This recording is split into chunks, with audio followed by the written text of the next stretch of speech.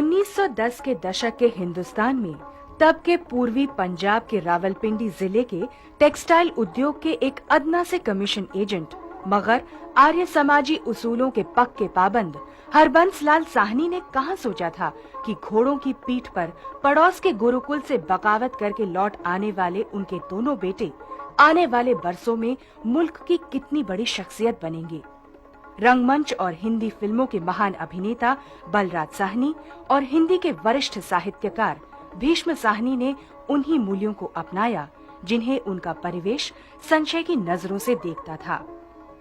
87 बरस के भीष्म साहनी आज जब पलटकर अपने अतीत को देखते हैं तो उन्हें लगता है कि ब्रिटिश साम्राज्यवाद के आतंकी निजाम में जबकि गांधी टोपी पहनना ही सबसे बड़ी नाफरमानी माना जाता था, तब उनके प्रगतिशील विकास में उनके घर की हवन संध्याओं ने ही उन्हें परंपरागत परिवेश से निकालकर वैष्णव परंपराओं पर प्रश्न चिन्ह लगाना सिखाया और जो कालांतर में उनके धर्म शून्य होने का प्रारंभिक बिंदु बना।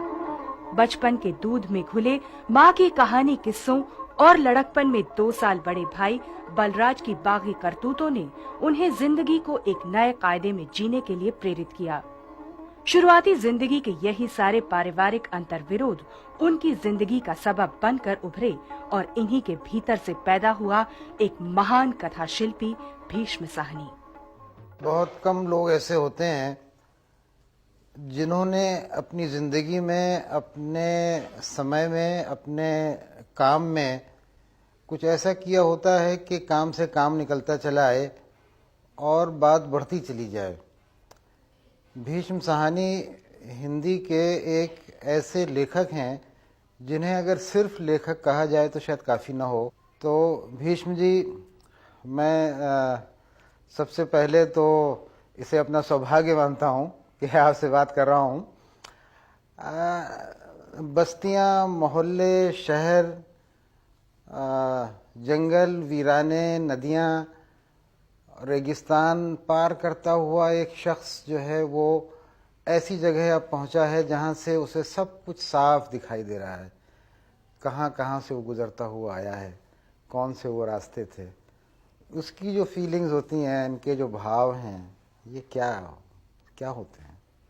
अजीब बात यह है कि छोटी उम्र में जिन बातों की तरफ ध्यान ज़्यादा नहीं जाता था, अब वो ज़्यादा अहम नज़र आती हैं और जो उन दिनों बहुत मामूली और निरर्थक सी लगा करती थी, कुछ ऐसे चेहरे भी, कुछ यादें हैं जो बरबस आज भी दिल को छूती हैं। माँ के मुंह से सुने हुए गीत, माँ के मुंह से सुनी हुई बच्चों की कहानियाँ। और मैं बहुत देर तक समझता रहा कि मुझ पे मेरे वालिद का, पिताजी का असर ज़्यादा हुआ है माँ की बनिस्बत, लेकिन अब मैं सोचता हूँ कि ऐसा नहीं है। माँ ने मुझे ज़्यादा प्रभावित किया है। परिवार आपका, जहाँ से हमने बात शुरू की थी, तो वो पूरा पारिवारिक वातावरण क्या था, ज़रा उसके बारे में। माताजी क्या कर रही हैं, बहनें क्या कर रही हैं, घर में पड़ोसियों के साथ क्या हो रहा है, कैसा चलता था। पारिवारिक वातावरण अच्छा था, प्यार था, उसमें मोहब्बत थी। मेरी 2 बहनें थीं, जो हम 2 भाई थे, हमारी 2 बड़ी बहनें थीं। लेकिन मेरे और बलराज के जन्म से पहले 3 बहनें हमारी पहले भी हुआ करती थी, जो एक के बाद एक फौत हो चुकी थी। तो कभी कभी अब माँ को याद करता हूँ तो जो माँ के दिल में दर्द था, उनको, बेटियों को याद करके, वो बड़ा गहरा था। मसलन माँ जो गीत मुझे सुनाती, मैं अक्सर बीमार रहता था छोटी उम्र में, तो जो मुझे गीत सुनाती वो बड़े अवसाद भरे गीत होते। और अगर पिताजी का दफ्तर नीचे हुआ करता था, वो सुन लेते तो वो वहीं से आवाज़ लगाते कि ऐसे गीत मत सुनाओ, बच्चों को ऐसे गीत नहीं सुनाते। अब मैं सोचता हूँ कि माँ क्यों ऐसे गीत सुनाती थी। कहीं कोई उनके मन में कहीं कोई दुख क्लेश रहता होगा। उसकी एक आध पंक्ति कोई गीत की आप के इस कर्ता से डरते रहियो, कर्ता जो चाहे कर दे, इस तरह के गीत थे। एक बारामासा हुआ करता था, मैं उस कवि का नाम भूलता हूँ, मुझे बहुत से पद उसके याद हैं। तो वो इस तरह के गीत रहते थे उदासी भरे, कि ये जो जन्म है ये भगवान का नाम लो तो उसमें सार्थकता है, बाकी अगर तुम दौड़ धूप में लगे रहो कि दौलत तुम्हारे पास आए और ये और वो, तो उसमें नहीं है। इस तरह के गीत है। भीष्म जी, आज की हमारी जो पीढ़ी है, हमारे जो लोग हैं, ये उस बात को कैसे समझेंगे कि गुलाम होने का, महकूमी का दर्द क्या होता है? बात यह है कि आम हिंदुस्तानी का अंग्रेज हाकिम के साथ ताल्लुक नहीं होता था, हिंदुस्तानी हाकिम के साथ होता था। और पूरा का पूरा एक एस्टेब्लिशमेंट था जिसमें पहले ही कोई इदारा हो तो ज़्यादातर तो हिंदुस्तानी थे, लेकिन हम ये जानते थे कि बड़ा साहब तो अंग्रेज है, उसी की चलती है। और एक आपको किस्सा सुनाऊं। मैं कॉलेज ख़त्म होने के बाद मैं रावलपिंडी चला गया अपने शहर, और मेरे वालिद व्यापार करते थे, उनका दफ्तर था, कमीशन एजेंसी थी, तो मैं उनके साथ व्यापार करने लगा। तो इस सिलसिले में मुझे अक्सर कानपुर जाना होता, क्योंकि एक वहाँ कारखाना था जिसकी एजेंसी हमारे पास थी। एक मरतबा मैं इलाहाबाद से दिल्ली की तरफ जा रहा था रेलगाड़ी में, तो मुझे ख्याल आया कि मैं कानपुर रास्ते में पड़ता है, वहाँ एक दिन के लिए रुक जाऊं और कुछ काम था कर लूं। तो लेकिन ये मुझे मालूम नहीं था कि मैं अपना सफ़र बीच में तोड़ सकता हूं या नहीं। तो मैंने सोचा कानपुर स्टेशन पर मैं दरियाफ्त कर लूँगा। तो वहाँ एक इंक्वायरी ऑफिस था, ये लड़ाई के दिनों की, जंग के दिनों की बात है। तो मैं भागा हुआ गया पूछने कि क्या मैं सफ़र, मैं विंडो पर खड़ा था, एक अधेड़ उम्र के आदमी अंदर क्लर्क बैठे थे। मैंने अभी सवाल पूछा ही था कि एक अंग्रेज गोरा अफसर, फौजी अफसर था, पिस्तौल उसे लटक रही थी, तो उसने मुझे झट से धक्का दिया एक तरफ और उससे कुछ पूछने लगा। तो मेरे मुंह से निकला कि मैं पहले खड़ा था, मैंने अपना सवाल पूछा है आपने। तो उसने मुझे गले से पकड़ा और इतने जोर से धक्का दिया कि मैं लुढ़कता हुआ दूर जा गिरा, और वो अपनी बात पूछ के निकल गया। जब मैं उठा तो वो जो क्लर्क बाबू थे वो मुझे कोसने लगे कि देख नहीं रहे थे साहब बहादुर हैं, पीछे हट जाते, तुम्हें बहुत उतावला, तुम उतावले हो रहे थे। और मेरी समझ में नहीं आ रहा था कि मेरे साथ हुआ क्या है। और एक जमादार था वहाँ, झाड़ू लगा रहा था प्लेटफॉर्म पर, उसने हमदर्दी जाहिर की मेरी तरफ और उसे गोरे अफसर को बुरा भला कहता रहा। किसी रचना के जन्म से भी ज्यादा पेचीदा, मुश्किल और घुमावदार होती है एक रचनाकार के जन्म की कहानी। युवक भीष्म के साहित्यकार भीष्म साहनी बनने की प्रक्रिया में ये पेचीदगी और घुमाव साफ नजर आते हैं। 20वीं सदी का ये युग बेहद संवेदनशील युग था। ये युग था ब्रिटिश साम्राज्यवाद के विरुद्ध भारतीय चेतना के एक नए ज्वार का युग। ये युग था गांधी के भारत छोड़ो आंदोलन के उभार का युग। ये युग था बंगाल में भीषण जानलेवा अकाल का युग। ये युग था अंग्रेजी हुक्कामों के गहरे दमन का युग। ये एक ऐसा युग था जिसकी कोख में पनप रहे थे जबरदस्त जन विद्रोह और फूट रही थी आजादी की ललक। उहापोहों से भरे इसी युग में प्रस्फुटित हो रहा था भीष्म साहनी का रचनाकार, जिसकी शुरुआत हुई रंगमंच के एक अभिनेता और निर्देशक के रूप में। अभिनय निर्देशन से चलती हुई यही रेख सीधी पहुंचती है उनके स्वतंत्र कथाकार रूप तक। ये आपकी जो शुरुआत है ये एक अभिनेता के रूप में पहले हुई और लेखक के रूप में बाद में? नहीं, लेखक तो गाहे गाहे था। मैं 10वीं कक्षा में पढ़ता था जब मैंने एक कहानी लिखी, तो इंटरमीडिएट कॉलेज था, उसकी पत्रिका में वो छप गई। मैं बड़ा खुश। फिर उसके बाद जब मैं लाहौर पढ़ने गया तो लाहौर गवर्नमेंट कॉलेज की एक पत्रिका थी रावी नाम से, उसमें फिर दी, कुछ एक और भी दी, चलती रही। वो कहानी याद है आपको कुछ? क्या थी वो? याद करना चाहता नहीं हूँ, याद तो है। उसमें कुछ नहीं है। अबला नाम से था, अबला। और शायद हर हिंदी का लेखक पहले अबला से ही शुरू करता है। तो लेखन को फिर आपने? लेखन ऐसा रहा, रावलपिंडी एक तरह से अलग थलग जगह थी। उर्दू के लेखक तो कुछ एक थे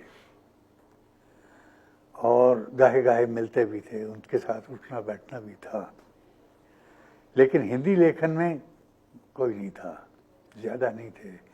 लेकिन दिल्ली में मेरी फुफेरी बहन रहती थी, उसे लिखने का शौक था और उसके साथ मेरा संपर्क था। और फिर मैं जब बिजनेस करने लगा अपने पिताजी के साथ, तो मैं अक्सर दिल्ली जाया करता था, तो किताबों के बारे में पता चलता। फिर मैं किताबें खरीदने में लगा। महादेवी वर्मा की यामा छप कर आई थी, वो ली। अतीत के चलचित्र छप कर आई थी। फिर शरद चंद्र का सारा सेट 18 रुपए में मिलता था उन दिनों, 8 आने के, वो लिया मैंने। तो इस तरह संपर्क बनता रहा। अच्छा भीष्म जी, ये थोड़ा सा बताइए कि लेखक एक लंबे समय तक काम करता है तो अपने आप भी वो कुछ बातें, यानी दूसरे लोग तो बताते ही हैं या रिएक्ट करते हैं, लेकिन लेखक अपने आप भी कुछ सोचता है कि मैंने ऐसा किया था, अब ये नहीं करूँगा, ऐसा करूँगा, अब मैं इस दिशा में कहानी को आगे बढ़ाऊँगा। इस तरह की बातें भी आपके सामने आई होंगी? बात यह है कि हर एक लेखक किसी दूसरे लेखन से मुतासर तो जरूर होता है। मेरे बचपन के ज़माने में प्रेमचंद बड़े लोकप्रिय थे और सुदर्शन और एक दो और लेखक थे, तो उनकी रचनाएं पढ़ने को मिल जाती थी, क्योंकि आर्य समाज का जलसा होता और वहाँ वो बाहर से लोग किताबें बेचने आते, तो उनके स्टॉल लग जाते, तो हम वहाँ से ले आते थे। प्रेमचंद की एक कहानी ने मुझे उसका नाम भी याद नहीं है, लेकिन कोई क्लर्क है जो अपने साहब के घर मिलने जाता है और फाटक पर साहब का कुत्ता उस वक्त पिल पड़ता है। ये अब मुझे अभी भी मालूम नहीं कि ये कौन सी कहानी थी, लेकिन उन दिनों पढ़ी थी और इसने मेरे मन पर बहुत गहरा असर किया था, मैं भूल नहीं पाता था। फिर इसी तरह सुदर्शन की एक कहानी थी जिसमें एक साधु का घोड़ा कोई चुरा के ले जाता है, ये बड़ी मशहूर कहानी थी। इस तरह की कहानियां पढ़ते रहते थे। 80 के दशक में दूरदर्शन ने तमस नाम के धारावाहिक का प्रसारण किया। सन 47 के बंटवारे से जुड़ी त्रासदियों की विभीषिका से रचे इस धारावाहिक ने भारतीय दर्शकों के दिलो दिमाग को हिलाकर रख दिया। सुप्रसिद्ध फिल्मकार गोविंद निहलानी की इस मूल फिल्म का धारावाहिक रूपांतरण दरअसल भीष्म साहनी के बहुचर्चित उपन्यास पर आधारित था, जिसे पार्टीशन के समय के झेले गए अपने निजी अनुभवों के आधार पर उन्होंने रचा था। तमस उपन्यास के प्रकाशन पर जितनी गहरी प्रतिक्रिया हुई, इसके प्रसारण पर इससे भी ज्यादा बड़ी प्रतिक्रिया हुई। तमस न सिर्फ सभी भारतीय भाषाओं में प्रकाशित हुआ, बल्कि दुनिया की अनेक प्रमुख भाषाओं में इसके अनुवाद किए गए। सिर्फ मृत्यु और विनाश की कथा नहीं, जिंदगी की सकारात्मक रोशनी की झलक देते हैं भीष्म साहनी तमस में। अच्छा, ये जो बहुचर्चित आपका उपन्यास तमस है, जिसमें इसको आपने इतने लंबे समय के गैप के बाद, अंतराल के बाद, उसके बाद लिखा, तो ये इतना क्यों आप रुके रहे? क्या उसकी वजह थी, कोई ख़ास? वजह साहब, ये घटनाएं तो घटी 1947 में। उसके बाद तो जिंदगी पहले ढर्रे पर तो नहीं चलती थी, घर से बेघर हुए, परिवार का कोई सदस्य एक जगह, कोई दूसरी जगह बिखरा हुआ था, और उससे जुड़ने में भी देर लगी। मेरे पिताजी अकेले रह गए रावलपिंडी में, बिल्कुल निपट अकेले, क्योंकि अजीब के साथ ये हुआ कि उस वक्त किसी का ख्याल नहीं, सभी लोग ये नहीं कहते थे कि हम घर छोड़ के चले जाएंगे। मेरे वालिद तो आखिर तक यही मानते रहे कि नहीं, अमलदारियां बदल जाती हैं लेकिन लोग तो वहीं रहते हैं यहाँ, उनका ये विश्वास था, और वो वहीं बने रहे। 13 अगस्त को जब यहाँ समारोह होने जा रहा था आज़ादी का, तो मेरे अंदर बड़ी ख्वाहिश उठी कि मैं जाके देखूं, और मैंने पिताजी से कहा कि मैं जा रहा हूं, मैं हफ्ते भर में लौट आऊंगा। तो कहने लगे ठीक है। 13 अगस्त की बात है, फ्रंटियर मेल में मैं बैठा, लेकिन जब गाड़ी मेरठ पहुंची, या मेरठ रास्ते में पड़ता था, ये क्या पड़ता था, वहां पता चला कि गाड़ियां बंद हो गई दोनों के बीच में। अब मैं तो समारोह देखने आया था, लेकिन पिताजी से मेरा संपर्क कट गया। मैंने तार दिया, उन्होंने नहीं मिला, चिट्ठियां लिखी, कोई नहीं मिला। फिर मैं घबरा गया, क्योंकि हमारे घर के और लोग श्रीनगर में थे। मेरी माँ, मेरी बेटी, मेरी पत्नी, बलराज जी के बच्चे तो श्रीनगर में थे, और बलराज बम्बई में थे। तो अब संपर्क कैसे हो? तो मैं दिल्ली से बम्बई चला गया। मतलब ये कि 2-1 साल तो निकल गए इसी में सेटल होने में। फिर क्या करें क्या ना करें, दिन बीतते गए। मतलब ये कि जड़ जमाने में वक्त लगा, इसलिए जो है वो उपन्यास। लेकिन भिवंडी में एक वो हुआ था, फिसाद हुआ था। उन दिनों मैं बम्बई में था, और बलराज और ख्वाजा अहमद अब्बास और तो एक और आदमी देखने जा रहे थे फसाद के बाद। तो मैंने कहा मुझे भी ले चलो, तो मैं भी उनके साथ मोटर में बैठ गया और वहाँ गए। और जो भिवंडी का मंजर देखा तो मुझे सब याद आ गया। भिवंडी में वही कुछ हुआ था जो रावलपिंडी में हुआ था, या उन दिनों और जगह पर हुआ था। जला हुआ शहर, लोग भागे हुए, सड़कों पर सामान का हुआ, इस तरह सारा का सारा माहौल, वीरानी और इस तरह। फिर जब मैं लौट के आया दिल्ली, तो अचानक ही लिखने लग गया ऐसे। हजारी प्रसाद द्विवेदी से लेकर फैज अहमद फैज, और तब से लेकर आज तक न जाने कितने युवा और प्रौढ़ रचनाकारों से गहरा साबका रहा है भीष्म साहनी का। भारतीय साहित्य के 8 दशक लंबे इतिहास को उन्होंने रचा भी है और बांचा भी। एक अच्छे अनुवादक के रूप में भी उन्होंने हिंदी साहित्य को समृद्ध किया है। सवाल चाहे कहानी का हो या कविता का, नाटक का हो या आलोचना का, लेखन की सभी विधाओं का उन्होंने गहरा विवेचन किया और उसे लेकर बनाई है अपनी एक खास समझ। दरअसल एक आईना बन चुके हैं भीष्म साहनी, जिसमें हिंदी साहित्य और समूचा भारतीय साहित्य अपना अक्स तलाशता है। आप एक लंबे अरसे वहाँ रहे सोवियत यूनियन में, और अनुवाद में भी बहुत महत्वपूर्ण आपका योगदान है इस क्षेत्र में। तो ये बताइए कि वहाँ आपने रूसी भाषा सीखी होगी, तो वो किस प्रकार से रहा वो पूरा अनुभव आपका? सबसे बड़ी दिक्कत तो ये थी कि आम लोगों के साथ मुझे बोलचाल का मौका नहीं मिला। मैं किताबों के ज़रिए सीख रहा था। तो किताबों में ये था कि व्याकरण सीखो और व्याकरण के मुताबिक, तो व्याकरण मेरे दिमाग पर ऐसा हावी हुआ कि मैं हर बात में ये इस बात का मुझे डर लगे कि मैंने वर्ब ठीक इस्तेमाल किया या नहीं किया। तो और लोग तो आगे बढ़ते जाते थे, मैं रुका हुआ था।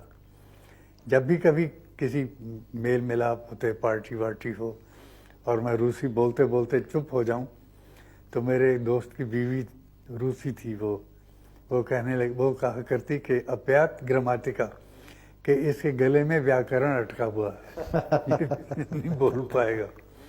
भीष्म जी, आपने पिछले लंबे अरसे